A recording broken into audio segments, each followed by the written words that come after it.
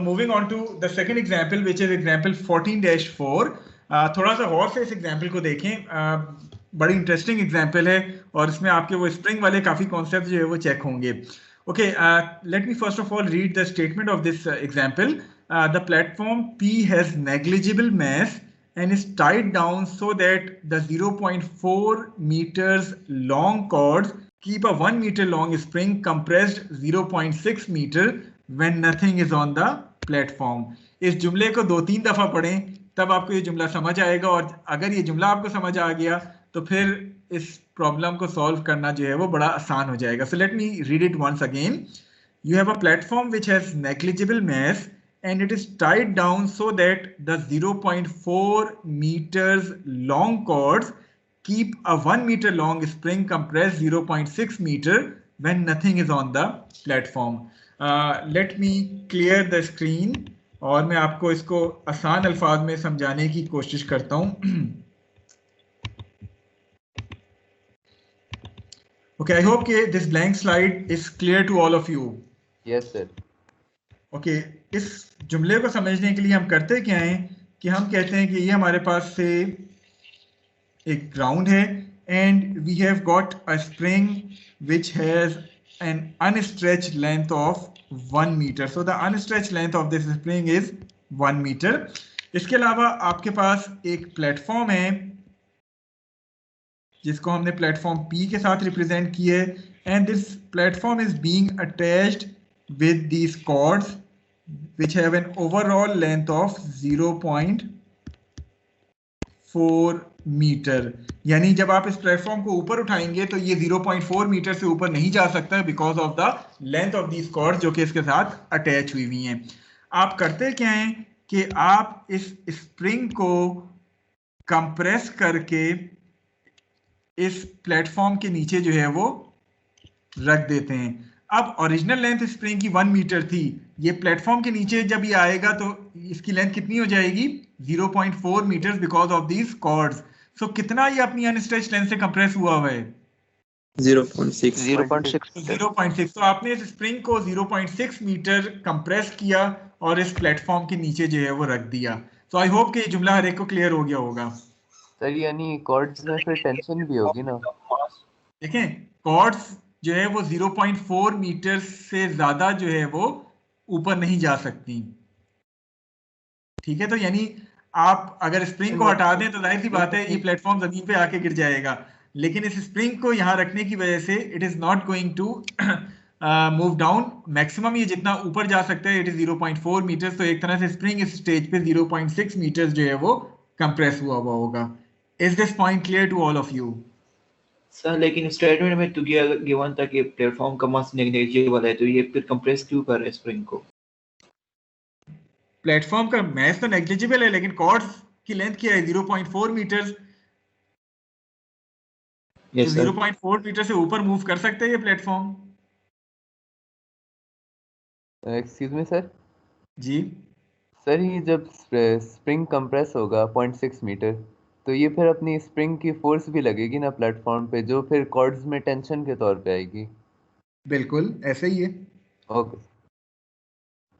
लेकिन अब हो क्या रहे, अब सवाल का अगला जुमला पढ़ें हम। यहां तक ये चीज क्लियर है को ये पॉइंट? यस सर, समझ आ गया। Okay, so moving on to the remaining statement. If a 2 kg block is placed on the platform and released from rest after the platform is pushed down 0.1 meters, determine the maximum height h which the block rises in air measured from ground। अब थोड़ा सा इस figure को दोबारा गौर से देखें। मैं करता क्या हूं कि मैं इस प्लेटफॉर्म के ऊपर एक अदद ब्लॉक रखता हूं जिसका मास 2 kg है। इस ब्लॉक को रखने के बाद मैं हाथ से इस पूरे के पूरे ब्लॉक और प्लेटफॉर्म को प्रेस करता हूं until this platform has moved 0.1 metre downward. ठीक है, मैंने किया क्या कि मैंने इस प्लेटफॉर्म के ऊपर एक अदद ब्लॉक रखा और उस पूरे सिस्टम को मैंने 0.1 मीटर डाउनवर्ड कंप्रेस किया अपने हाथ से। और यहां से जिसको मैं पोजीशन 1 कह रहा हूं, यहां इस पोजीशन से मैं इस पूरे सिस्टम को रेस्ट से रिलीज करता हूं। यहां तक बात समझ आ गई है एक को? Yes sir. यस। सो पोजीशन 1 की अगर मैं बात करूं तो इस पोजीशन पे अब इस स्प्रिंग की लेंथ कितनी हो जाएगी जब मैंने इसको 0.1 प्रेस कर दी है? 0.3. So it is 0.3 meters now because I have further compressed this spring 0.1 meter. तो अब मेरे पास पोजीशन 1 के ऊपर जो स्प्रिंग की लेंथ है दैट इज 0.3 meters. इस पोजीशन से मैं रेस्ट से अपना हाथ से जो फोर्स लगा रहा था उसको जो है वो रिलीज कर देता हूं। What would the spring force try to do now? Will stretch outwards. Expand. Stretch outwards. So the spring is going to move upward in this direction. So the spring is going to move the platform upward in this direction. Platform 0.4 से ऊपर जा सकता है? No sir. तो platform 0.4 पे आके रुक जाएगा, लेकिन ब्लॉक तो प्लेटफॉर्म के साथ अटैच नहीं हुआ हुआ, ऐसा ही है? Yes sir. सो ब्लॉक हो Yes. सकता है थोड़ा सा हवा में राइज करे, ऐसा ही है? Yes sir. Okay, so you need to find out कि ये ब्लॉक हवा में कितना जो है वो राइज करता है बीइंग मेजर्ड फ्रॉम ग्राउंड। सो एक तरह से मेरी पोजीशन 2 जो है वो ये पोजीशन है जिसमें ये ब्लॉक मैक्सिमम हाइट तक राइज करेगा और फिर डेफिनेटली मोमेंटेरियली रुकने के बाद it is going to come down again and fall on the platform. So our position 1 is the position जहां मैं रेस्ट से इसको रिलीज कर रहा हूं and position 2 is the position जिसपे ये ब्लॉक मैक्सिमम हाइट अटेन कर लेता है। I need to find out कि ये कितनी मैक्सिमम हाइट अटेन करेगा। So I hope that the question is clear to all of you. Yes sir. कोई डाउट, कोई क्यूरी इस क्वेश्चन के हवाले से? No sir. Okay. So coming towards the solution of this problem. Okay. Applying the principle of work and energy here, T1 summation U1 to 2 should be equal to T2, that is the initial kinetic energy of the block. We are applying the principle of work and energy on the block. So the initial kinetic energy of the block plus work done by all the forces on the block should be equal to the final kinetic energy of the block.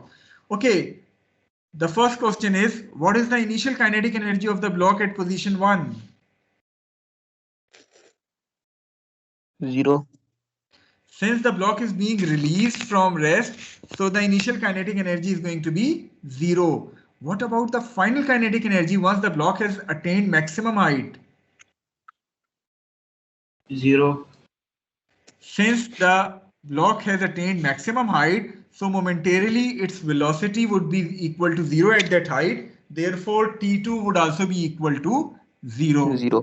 Is this point clear to all of you? T1 and T2 दोनों आपके पास 0 हैं. Yes sir. Okay. So now coming to the term of work done between position 1 and 2. Between position 1 and 2, if we are going to draw the free body diagram of this block, so we are going to get the forces on this block. One is the force of weight which is acting downward.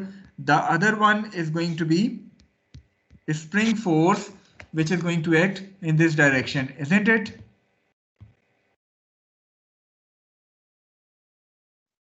Yes sir. Okay, so these are the two forces that would be contributing towards the work done term. One is UW, that is work done due to weight. The other one is U spring, which is the work done due to spring force. एक एक करके जरा हम in terms को देखते हैं। सबसे पहले स्टार्ट करते हैं आसान वर्क डन वाली टर्म से। Work done due to weight would have a magnitude of W times delta Y, ऐसा ही है? Yes sir. Yes. Okay, W times delta Y. What is this delta Y here? थोड़ा सा गौर से इसको देखें and try to tell me what is this delta Y, which is the displacement of this weight. So this is basically delta Y, isn't it? जो मैंने अभी green से show किया है figure पे. Can you all see that Yes, sir. delta Y? Yes, sir. Yes. So what should be this delta Y here? Can you identify it and relate with H it? minus 0.4. H minus Minus 0.3. So it is going to be H minus 0.3. As per the geometry, this delta Y is H minus 0.3. Wait हमें given है 2 kg, उसका mass है, so we can calculate that weight. What should be the sign of this work done due to weight? Positive, negative? Negative. Since weight and delta y are opposite to each other, so work done due to weight is going to be minus Negative, sir, W down. times H minus 0.3. So I hope that this point is clear to all of you. Work done due to weight हर एक को clear है? Yes, sir. Okay, now coming to the second term of work done, which is work done due to this spring force. By formula, this have a negative sign outside this bracket, minus half k s2 square minus half k s1 square. ऐसा ही है work done का formula spring का, minus half के s2 square minus half के s1 square. Now my question is, can you identify S1 and S2 here? पहले हम S1 से स्टार्ट करें. पोजीशन 1 के ऊपर ये जो स्प्रिंग है ये अपनी अनस्ट्रेच पोजीशन से कितना डिस्प्लेस हुआ हुआ है? 0.7. 0.4. 0.4 वाला कौन है? तारिक सर. तारिक. ओके, देखें S1 से मुराद क्या है कि पोजीशन 1 जो कि आपकी ये वाली पोजीशन है, इस पोजीशन पे स्प्रिंग अपनी अनस्ट्रेच पोजीशन से कितना डिस्प्लेस हुआ हुआ है. यहाँ स्प्रिंग की लेंथ कितनी है? 0.7. टोटल स्प्रिंग की लेंथ कितनी थी? 1. तो डिस्प्लेसमेंट कितनी हुई स्प्रिंग की अपनी अनस्ट्रेच पोजीशन से? It is going to be 0.7. या अगर हम L माइनस L नॉट वाली टर्म में बात करें तो it is going to be 0.3 minus 1 which is minus 0.7. Minus sign मैंने यहाँ क्यों नहीं कंसिडर करा? क्योंकि S1 स्क्वायर है, तो मैं माइनस 0.7 लिखूं या प्लस 0.7 लिखूं, कोई फर्क नहीं पड़ रहा. सो स्प्रिंग की अपनी अनस्ट्रेच पोजीशन से जो डिस्प्लेसमेंट है that is 0.7 metres as S1. Is this point clear to all of you? Yes, sir. कोई किसी को S1 के हवाले से Yes, कोई sir. डाउट? Okay, now coming to S2. Weight तो हाइट एज तक राइज करेगा, लेकिन स्प्रिंग तो अपनी इस पोजीशन पे आके रुक जाएगा. वो तो इससे ऊपर जा ही नहीं सकता, बेशक वो ब्लॉक राइज कर जाए ऊपर. सो पोजीशन 2 के ऊपर S2 क्या होनी चाहिए? 0.6. It is going to be, अगर हम साइंस की फॉर्म में बात करें तो माइनस 0.6 होगी, यानी L2 minus L not. L2 आपके पास 0.4 है, L नॉट 1 है, so 0.4 minus 1 which would be minus 0.6. but since it is S2 square, so वो नेगेटिव साइन मैटर नहीं करता. आपके पास ये S2 0.6 आ गई, S1 आपके पास 0.7 आ जाएगा. Is this point clear to all of you? Yes, sir. Okay, so these are the two terms जो कि involved थी work done में. One is the weight की वजह से work, the other one is the work done due to spring force. So all other things are known to us except this H here. So once we solve it, we are going to get the value of H to be equal to 0.963 meters. Is it clear to all of you? Yes, sir. कोई question आपका जो कि आप इस example के हवाले से करना चाहें? सर एक क्वेश्चन है. जी पूछें.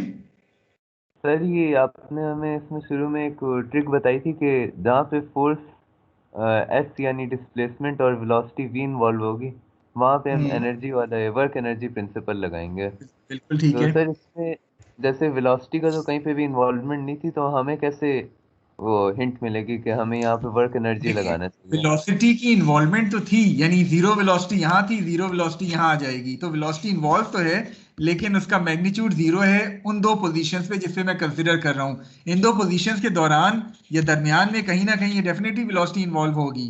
तो वेलोसिटी इन्वॉल्व है, यहाँ फोर्सेस इन्वॉल्व हैं, और इसके अलावा ये डिस्प्लेसमेंट एज जो है वो इन्वॉल्व हो रही है. सो आपके पास F, V और S तीनों चीजें यहाँ इन्वॉल्व हो रही हैं. इस वजह से आप वर्क एनर्जी प्रिंसिपल जो है वो अप्लाई कर रहे हैं. ऑल्दो आप चाहते हैं तो इक्वेशन ऑफ मोशन से इसको करना चाहते हैं तो हो सकता था. एक्सक्यूज मी सर, इसमें जो work done due to hand compression है वो हमने क्यों इंक्लूड नहीं किया? देखें, आपने इसलिए इंक्लूड नहीं किया, उसकी वजह यह है कि आपकी पोजीशन 1 जो डिफाइन है वो पोजीशन है जिसपे से आप अपना हाथ हटा लेते हैं, यानी आपका पोजीशन 1 के ऊपर वो हैंड वाली फोर्स हट गई है, तो इसलिए वो शामिल नहीं हुई. क्वेश्चन की वर्डिंग अगर आप पढ़ें तो ये यहाँ लिखा हुआ है कि if the block is placed on the platform and released from rest after the platform is pushed down 0.1 metre, के आपने हाथ से पुश तो कर दिया उसको 0.1 मीटर, लेकिन फिर आप रेस्ट से आप रिलीज करते हैं उसको, यानी अपनी फोर्स हटा लेते हैं, तो आपका पोजीशन ऑन वो है जब आप अपना हाथ हटा चुके हैं।